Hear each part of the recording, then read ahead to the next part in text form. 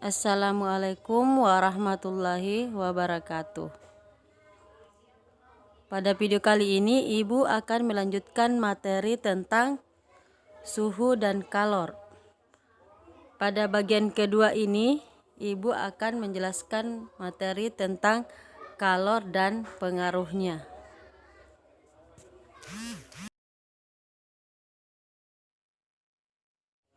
Apa itu kalor? Kalor adalah suatu bentuk energi yang dapat berpindah dari zat yang suhunya tinggi ke zat yang suhunya lebih rendah. Pada kalor ada yang disebut kapasitas kalor. Kapasitas kalor adalah kalor yang diperlukan untuk menaikkan suhu suatu zat sebesar 1 derajat Celcius atau 1 Kelvin. Persamaannya C kapital sama dengan M kali C, di mana C kapital adalah kapasitas kalor, satuannya Joule per Kelvin atau kalori per derajat Celcius. C sama dengan kalor jenis, satuannya Joule per kilogram Kelvin atau kalori per gram derajat Celcius. Dan M adalah massa zat, satuannya adalah kilogram atau gram.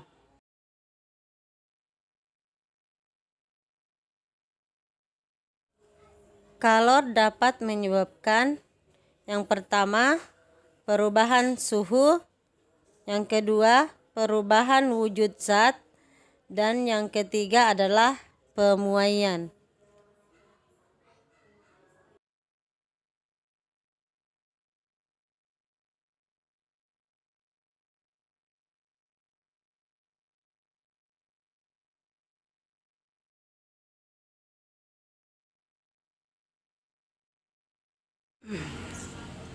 Selanjutnya perubahan suhu. Kalor yang diperlukan untuk mengubah suhu suatu benda dirumuskan Q sama dengan M kali C kali delta T, di mana Q adalah kalor, satuannya kalori atau joule, M adalah massa zat, satuannya gram atau kilogram, C adalah kalor jenis zat, satuannya kalori per gram derajat Celcius atau joule per kilogram Kelvin. Sedangkan delta T adalah perubahan suhu, satuannya derajat Celcius atau Kelvin.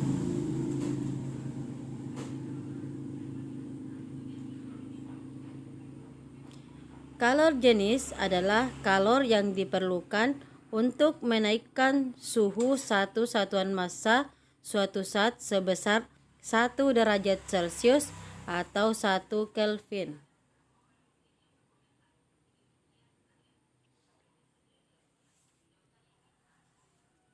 Di mana 1 kalori sama dengan 4,2 joule atau 1 joule sama dengan 0,24 kalori. Selanjutnya perubahan wujud zat. Ada 3 jenis wujud zat, yaitu zat padat, zat cair, dan zat gas. Kalor dapat menyebabkan perubahan wujud zat. Yang pertama yaitu melebur atau mencair, adalah perubahan wujud zat dari zat padat menjadi zat cair. Kemudian yang kedua menguap, yaitu perubahan wujud zat dari zat cair menjadi gas. Yang ketiga yaitu membeku, perubahan wujud zat cair menjadi padat. Kemudian yang keempat yaitu mengembun, adalah perubahan wujud zat dari zat gas menjadi zat cair. Selanjutnya yang kelima adalah menyublim, yaitu perubahan wujud dari zat padat menjadi gas. Dan selanjutnya yang terakhir yaitu mengkristal, yaitu perubahan wujud dari gas menjadi padat.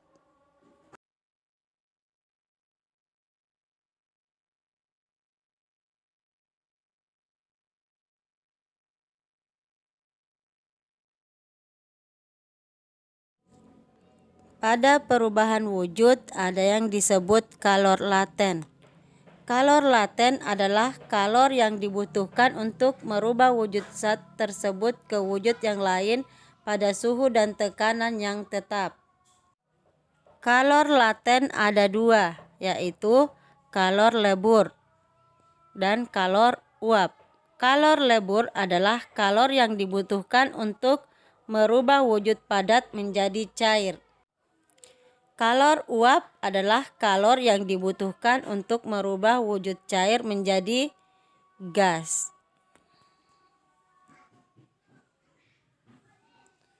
Maka untuk merubah wujud suatu zat bermassa M seluruhnya menjadi wujud yang lain diperlukan kalor sebesar Q sama dengan M kali L, atau Q sama dengan M kali U, di mana Q adalah kalor, satuannya kalori atau joule, M adalah massa, satuannya gram atau kilogram, L adalah kalor lebur, satuannya kalori per gram atau joule per kilogram, dan U adalah kalor uap, satuannya kalori per gram atau joule per kilogram.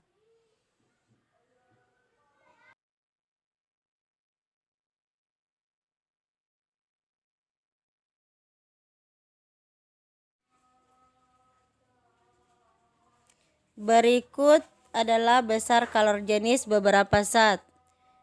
Yang pertama, aluminium. Kalor jenisnya 900 joule per kilogram derajat Celcius. Tembaga 390, kaca 480, besi atau baja 450, timah hitam 130, perak 230, kayu 1700, alkohol 2400, raksa 140, dan udara 1000 joule per kilogram derajat Celcius.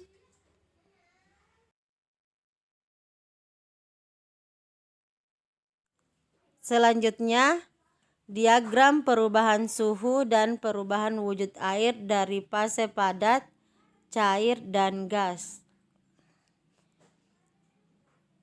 Yang pertama, proses A ke B, wujudnya S. Yang terjadi adalah perubahan suhu sehingga rumusnya adalah QAB sama dengan M kali CS kali delta T. Kita ambil CS di sini karena merupakan wujud S.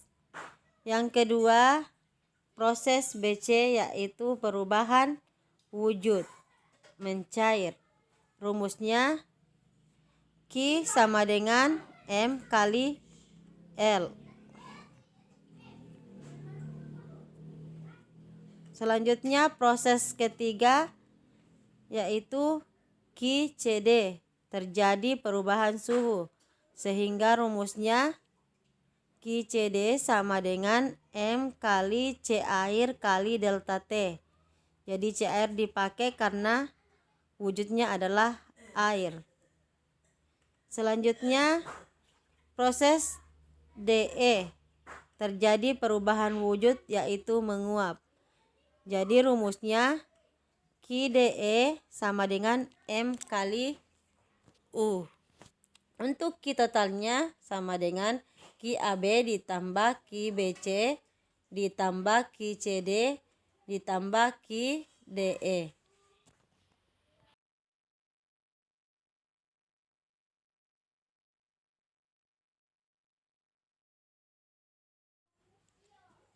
Untuk lebih jelasnya, Ibu kasih contoh soal. Yang pertama, berapakah kalor yang diperlukan untuk memanaskan 50 gram air bersuhu 30 derajat Celcius sehingga suhunya naik menjadi 80 derajat Celcius? Kalor jenis air sama dengan 1 kalori per gram derajat Celcius. Jadi untuk menjawab, tulis diketahui T0 sama dengan 30 derajat Celcius. Ya, didapat dari sini ya. Kemudian T sama dengan 80 derajat Celcius. Kemudian dicari delta T-nya. Delta T sama dengan T dikurang T0.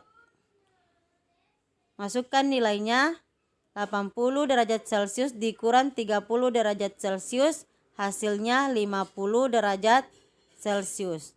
M sama dengan 50 gram. C sama dengan 1 kalori per gram derajat Celcius. Yang ditanyakan adalah kalor, Ki. Penyelesaiannya,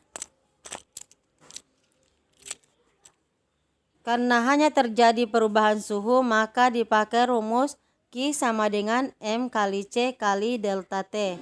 Masukkan nilainya, M sama dengan 50, C sama dengan 1, delta T sama dengan 50 derajat Celcius. Kemudian dihitung, 50 dikali 1 dikali 50 hasilnya 2500 kalori.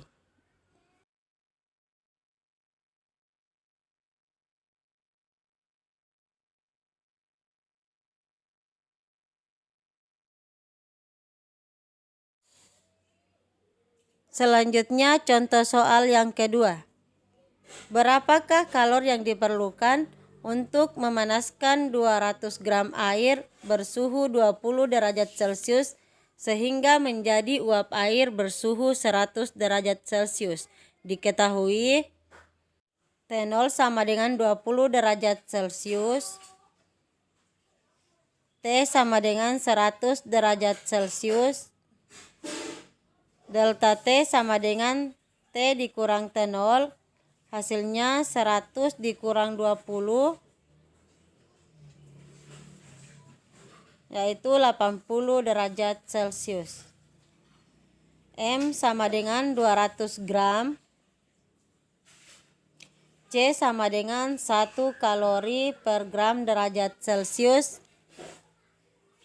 dan U sama dengan 50 kalori per gram. Yang ditanyakan adalah kalor yang diperlukan, berarti Q. Penyelesaiannya, ini terjadi dua perubahan suhu dan perubahan wujud. Jadi Q sama dengan Q1 ditambah Q2. Di mana pada Q1 adalah perubahan suhu dan Q2 adalah perubahan wujud. Jadi rumusnya MC kali delta T ditambah M kali U. Kemudian dimasukkan nilainya, M 200, C sama dengan 1, delta T sama dengan 80 derajat Celcius. Ditambah M sama dengan 200 gram dan U sama dengan 540 kalori per gram. Dihitung hasilnya, 200 dikali 1 dikali 80 hasilnya 16.000. 200 dikali 540 hasilnya 108.000.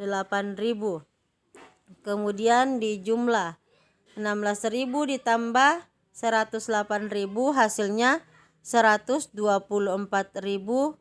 kalori. Jadi kalori yang dibutuhkan untuk memanaskan air itu sebesar 124.000 kalori.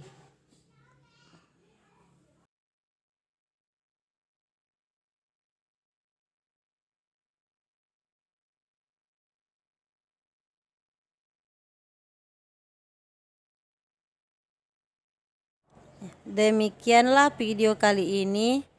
Sampai jumpa di video selanjutnya. Semoga bermanfaat. Sekian dan terima kasih. Wassalamualaikum warahmatullahi wabarakatuh.